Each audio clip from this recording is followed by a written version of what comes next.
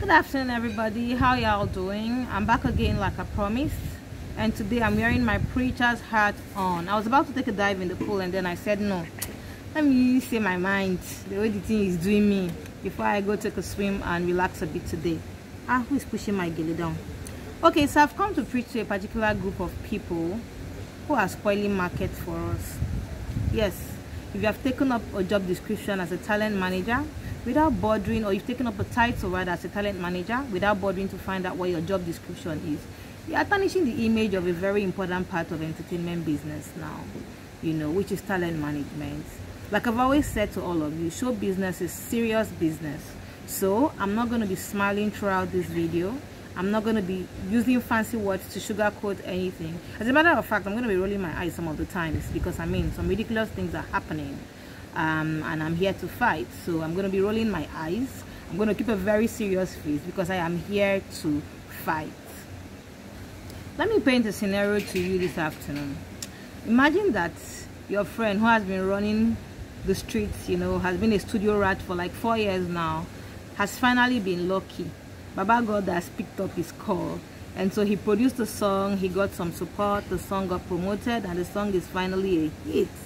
And as a good guy, he invites you to come and work with him as his manager. I mean, after all, both of you were running the streets together before his hustle started paying, and so you come, you start working with him, and instead of supporting him to become a big deal, assisting him to get a record deal, you come and you now want to become the star by yourself. So you have resumed work humbly and thankfully, and things begin to move quickly. Clubs want to host him, other artists want to collaborate with him. I mean, even big players in the entertainment industry want to give him a chance to showcase his talent. And so you are working, you have become Mr. Manager, and industry people begin to call you. Isn't God a miracle worker? As God will have it, your friend has even bought a car to show us that his ministry is moving to permanent sites. My guy, this is your lifetime opportunity to create a profile and a career for yourself and for your friend, at least to show him you are thankful for the opportunity he brought your way. But instead of you to do that, you rather decide to go and pierce your ear and start wearing your ring. In fact, to show your guy that he's your guy, so you start doing the same hairstyle like him. So you go and color your hair red and yellow. Manager and artist, nobody know the one way different, because your village people are very wicked to you. They don't make you understand. They don't want you to understand and take this lifetime opportunity. So you're more interested in appearing on his selfies and even being seen on stage with him while he's performing, if possible. Because now your guy, you don't forget say you be manager. As God will have it, your guy has dropped the second song, and this time again it is a hit. Organ manager self don't follow Ton Star. So when you go for a show with your artist, while he's performing on stage, you're busy collecting phone numbers of all the girls that you can find out. 2 girls for yourself and 1 babe for your artist. After all, hotel room can always stabby. I understand. Finally, God has done it. The record label has now signed your artist and given him big apartment in Lekki Phase 1. And so he carried you along as his guy.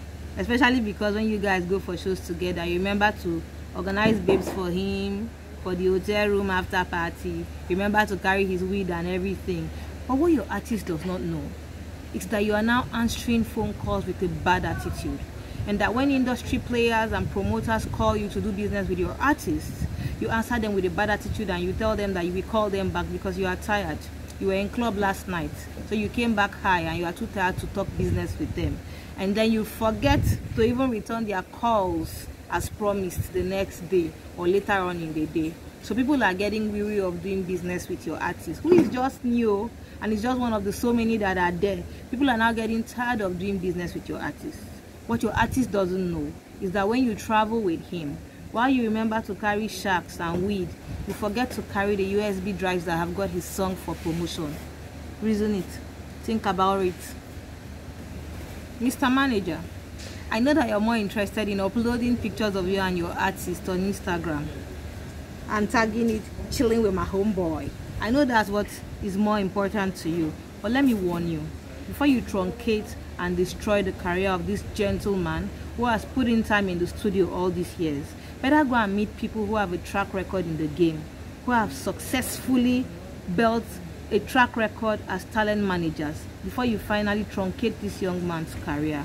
Go and meet the likes of Efe Omorobe and ask him how he was able to sustain a career for Two-Face Idibia for more than a decade or almost 2 decades now. Ask Sunday Are why Wizkid preferred to hire him as his talent manager when EME left than anyone else. Or better still, go and meet Jude Okoye, Africa's smartest talent manager. I mean, I don't care what your madrina says or what any other angry person says. As far as I'm concerned, Jude Okoye is one of the best in the game that Africa has ever produced. Go and find out how he was able to build the P-Square brand, sustain them for that long, put them on a global stage, and they even started charging over $100,000 per show. Not be them say, I'm telling you, I personally have paid P-Square over $100,000 for a performance on more than one occasion. I need this to sink very well in your head, but most importantly, I need you to remember that this did not happen because they were lucky or because they were members of Illuminati, as most of you would prefer to believe. It happened due to hard work, consistency, determination, and effort to be professional, art-wise, attitude-wise, and work-wise. QTB must have taken P-Square on about 6 shows around Africa on several occasions. Not for once did I have to worry about them being late for their call time, or them missing their flights, or them not showing up, or them not giving me a good performance. Never. As long as you have your deal with Jude and you have paid the money, you can go to sleep. You know what I'm talking about?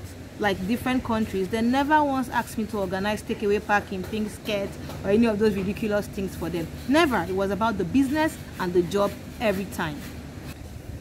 Let me wear my glasses to drive my point home.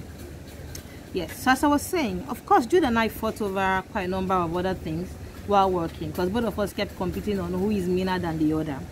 But when it came to the job that he was paid for, I could go to sleep. Never a reason to worry. If I asked for 4 pictures for promotion, I got them when due. If I needed a drop in English or even French or Spanish to enable me promote on TV stations in the countries where the show was happening, I got them on time. There was never any time Jude would come up to you with stories and irrelevant complaints and things like that. Of course, he will ask me for who the biggest man among my sponsors are when we get to any of these countries. He will try to connect with their daughters, because as a bad sharp guy, he knew he needed to make business networking contacts. By the next time P-Square is going to that country to perform, they don't need me anymore. They don't run their connect through the girls. That's what your job as a business manager should be. Anyways, this video is not about Jude Okoye. It is more about enlightening those of you who have taken up jobs as talent managers but have not bothered to wonder why your artist career has stopped growing after a certain time, and to ask yourself why your artist disrespects you both privately and publicly. Please think about it and let this sink. So guys, talent management is serious business like any other business, and so please, I beg you, you either need to go on to study somebody with track record in the business, or better still, go and take a short course on talent management. Stop making people treat entertainers as unserious people, guys. Below are a few things that I think you should know. Please listen carefully. As a talent manager, you need to be savvy in business development, human resources management, as well as public relations, as it is your duty to get shows, ensure brand relevance for your talent, and maintain good relationship with brands and clients. You are also saddled with the responsibility to manage your artist's mood swings and ensure he is well behaved at all times while in public. I mean, you guys can go misbehaving between yourselves, but not in public. So guys, if you're unable to manage your own schedules and make sense out of it, it's going to be impossible for you to manage another person's schedules and career and make sense out of it. Think about it, man. I mean, you need to learn to answer your phones promptly and courteously. Some callers may not be making sense. Don't flare up.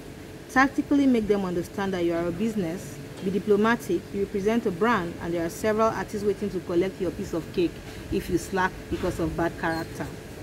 Build a team and carry them along, because my brother, you cannot do it alone. No? You cannot want to reach 100 million people around the world, or even 10 million people around the world, and be thinking that you alone can make it happen. It is not possible. According to Vinci Lombardi, the man on top of the mountain did not fall there. You don't have to be great to start, but you have to start for you to be great eventually. From me to you is all love and life. From here, I want to dive right in the pool right now. Love you all.